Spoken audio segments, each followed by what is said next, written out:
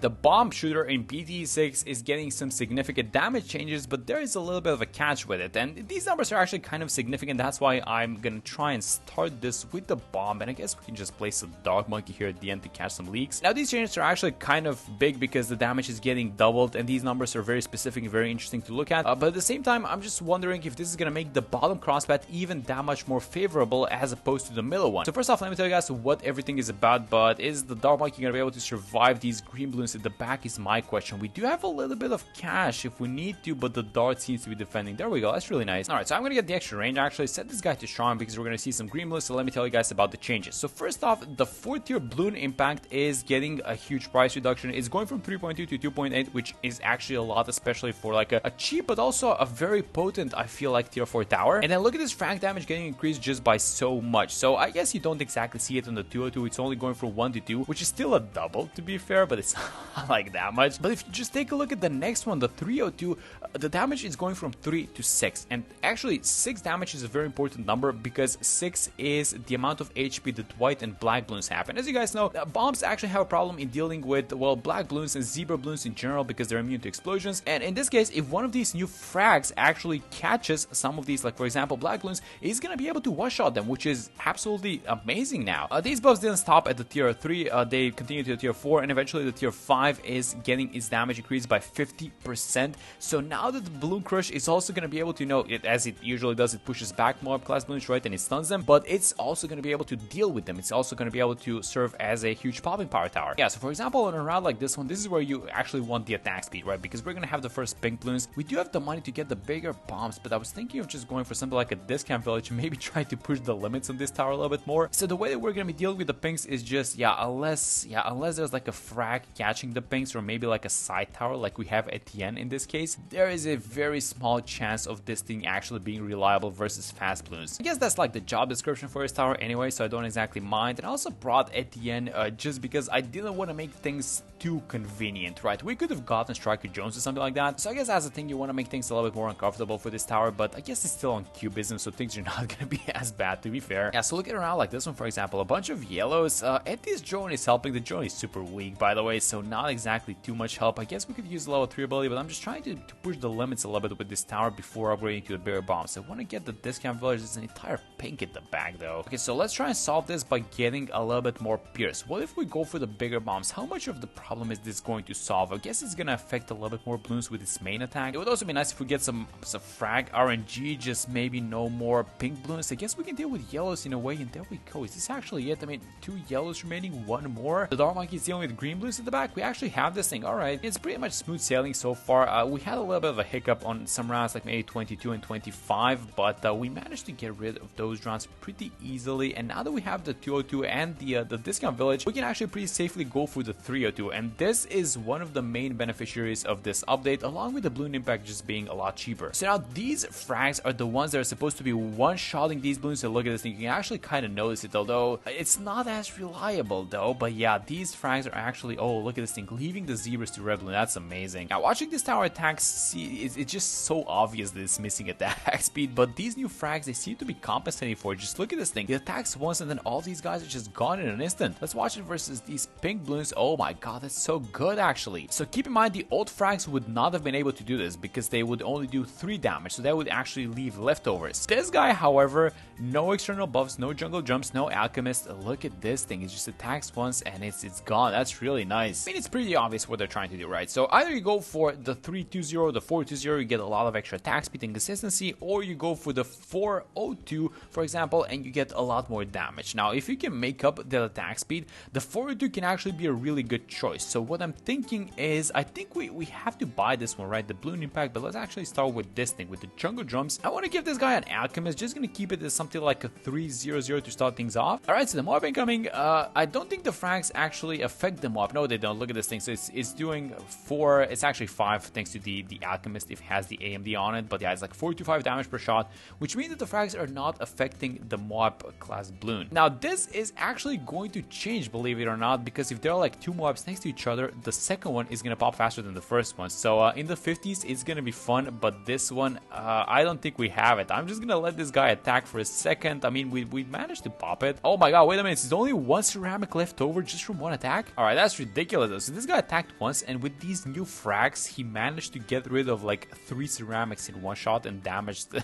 4th one. That's crazy. Okay, let's use the drones to pop the MOAB layer, and now let's watch this guy in action. So that was 2 shots only for the MOAB. That's really good. Yeah, if I remember correctly, you can buff the frags now, right? So this alg buff is actually affecting the frags now. So the total amount of damage would be 7, which means that it should be one-shotting zeros with the frags, no? Maybe see it somewhere. Oh, I think I saw it. I think I actually saw it. Wait a minute. So this guy now can skip all of the layers that he cannot deal with entirely with the frags, at least not with the main attack though. But that's ridiculous. So I guess at this point, my question would be: does this tower suffer from like the more glaives syndrome? And that is that the more glaives by itself is a great tower, but it cannot deal with MOAB class balloons, and the save up to the tier 5 is pretty pathetic. So does this guy suffer from the same thing? Is the tier 4 like just not good enough to get you to the tier 5? Do you need some external help is my question. And you know what, we're actually gonna try it. I don't mind trying it. I don't mind actually buying an NG and an overclock just so we get a little bit of extra attack speed on this guy, believe it or not. So I'm actually gonna do it. Okay, so the overclock is ready, but I'm just gonna watch how it deals with these MOAB class balloons, because now we don't have to attack the MOAB class balloon. We can just let the frags do their thing. So the question is, oh yeah, these mobs are popping super. Oh, did you guys see that one though? The second explosion. Yeah, look at this thing. It's round 54. So a bunch of ceramics and MOABs on this one, and it's gonna target the ceramics, but thanks to these frags, it's gonna pop the MOAB like probably like right down the next shot. Okay, it's focusing down the MOAB because it's set on first. So maybe we have it on close just for a change for a second. Yeah, let's actually keep it on close for round 57, because 57 is gonna have 2x2 MOABs, so it's gonna target the one of them, but the second one should pop. Actually, maybe even first would be good. Oh, that was the second MOAB at the back. It was gone in a second. It was gone in like 2 shots. Man, these frags are so powerful now. Let's see if the same thing is gonna happen. So watch the second MOAB, not the first one. So the second should, yes, the second one pops first actually. Wait, now I don't know guys, where does the bus stop with this tower? What's gonna be the round that this thing actually loses to? I feel like free play probably with the overclock. I don't see this guy losing to anything. Maybe like one of these beefy balloons, maybe a 45 BFB and 78, but I doubt it honestly. Is he gonna deal with this one though? Yeah, as soon as the BFB pops, like it releases 4 MOABs, and it just needs to start attacking one of them, and it's game over for all 4 of them. I want to watch the 45 MOABs though. I'm still keeping it on close, by the way. I feel like close is a good targeting because you don't want to focusing one thing. So for example, if it's a MOAB class balloon, it's going to be attacking it, and because the frags don't affect the balloon that this guy is attacking, you actually kind of want to switch targets almost, you know. You just want to keep things interesting, and I feel like close is the best targeting for that. Also, let's see how we do versus 63. By the way, we should be able to clean out all these small balloons no problem. And also a good thing that this guy does, by the way, is that it doesn't actually use up as much pierce as the Miller crosspad, because it just pops the balloons, right? Let's watch this one. This is gonna be a lot of MOABs, but all of them are just gonna pop off of each other. So keeping it on close, which means that the target is always gonna be different. And look at these guys go. Yes, this is insane. How fast are these 45 ones gonna pop? So they're gonna pop from the small balloons released by the ones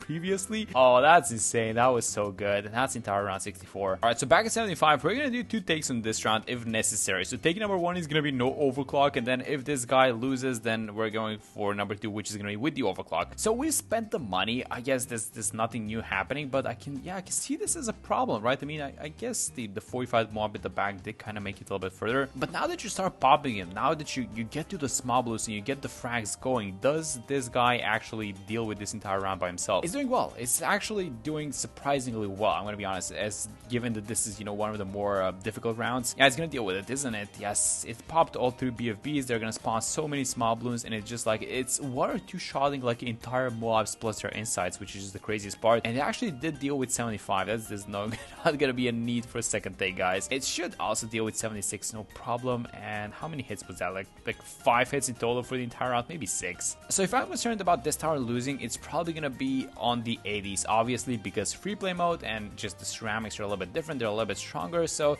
let's just see the true power of these frags and the true power of this extra damage. So I think that we're gonna start overclocking this guy, actually starting from the 80s. And also an aspect of this tower that we are gonna need to start paying attention to is gonna be the stun and the push to small balloons, because these ceramics, they're beefy. They take a couple of shots to get rid of. But yeah, 81 cleaned out, no problem. 82 might be a fun one because of the 45 BFB. So let's see how far we can push this. Guys, this is getting crazy. crazy. This is a 402 Bloon impact. Yeah, just look at this MOAB damage even. Let's just watch the 45 BFBs now, because they're going to be spawning even like more difficult MOABs as well, which are going to take a couple of hits as well to get taken down. Yeah, so just attacking the small Bloons. The frags are flying out, but I do see some ceramics just making it all the way around. And this might be the round, guys. This might be where this guy loses. I mean, I'm going to give it a couple of shots, obviously. Oh, actually, is it? Is it? If I set it to first, though, is it going to survive? No, I don't think I need to set it to first, actually. It deals with 82. That's crazy. Okay, so now that we dealt with the 45 BFBs, I don't think 83 and 84 are going to be an issue either, because 83 is just these MOABs, and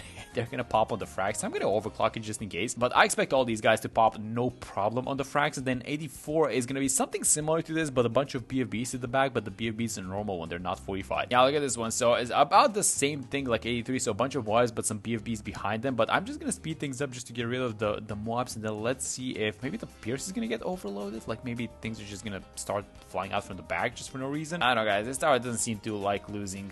Like, this is crazy. It's 84, guys. It's a 402 bomb. Come on, dude. Alright, so switch it back to close. More 45 BFBs. I feel like this is the arch nemesis of the 402 Bloon impact. I feel like it's just whenever there's like a 45 Bloon, it just doesn't do well with it. Maybe I'm wrong though. Maybe it's gonna surprise me again. Maybe we're losing on 86. Hopefully not though. Popping some of the BFBs. I can see some small Bloons making it through. Let's switch it to first so it focuses down the ceramics. I think that's really important. Just attack the ceramics, keep them in place. Oh, I can't believe this thing. It actually defeated 86.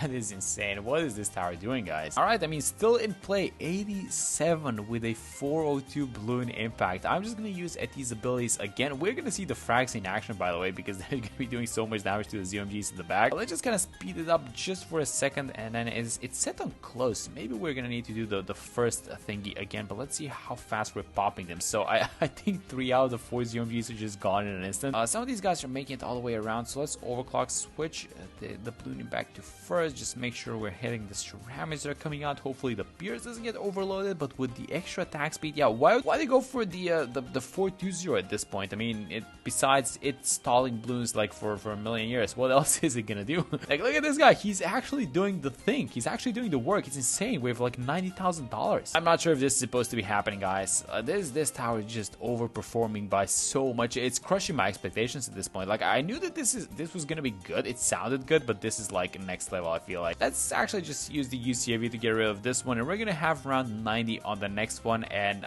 we're obviously gonna lose around 90, so we need to do something about it. I think I'm just gonna do this. So let's get the MIB. We're buying it under a discount, and let's see if the frags are gonna do anything versus the DDs. I don't expect him to, honestly. Let's overclock, just give it a shot, but no, it's looking like the DDs are not even gonna pop. Is like one of them gonna pop even? No, it doesn't look like it. Alright, so essentially what you're looking at is just getting the MIB, or just getting something like the Bloon Crush, and maybe another way to deal with these DDs at this point. So I think it's time, guys. Let's get the Bloon Crush as well. The timing is perfect. It's the 90, so we're gonna witness the extra damage given to the 502 as well. Keep in mind, this guy's frags also got buffed, and they should be getting rid of Bloons a lot faster now. Yeah, so I guess this stalling aspect, you know, once you buy the Bloon Crush, something that really has always annoyed me with a tower like this, and I guess the Superstorm as well, is that once you buy it, this tower is actually too good at just stunning Bloons and keeping them in place, and it's prolonging the rounds for so much for no reason. So this change is supposed to be fixing that, and I think it's succeeding big time. This is around 91. Let's keep this kind of close as well, like the previous one. Oh yeah, look at this thing. This is actually going a lot faster. All right, 95. A lot of DDTs. I don't expect this to be an issue, honestly.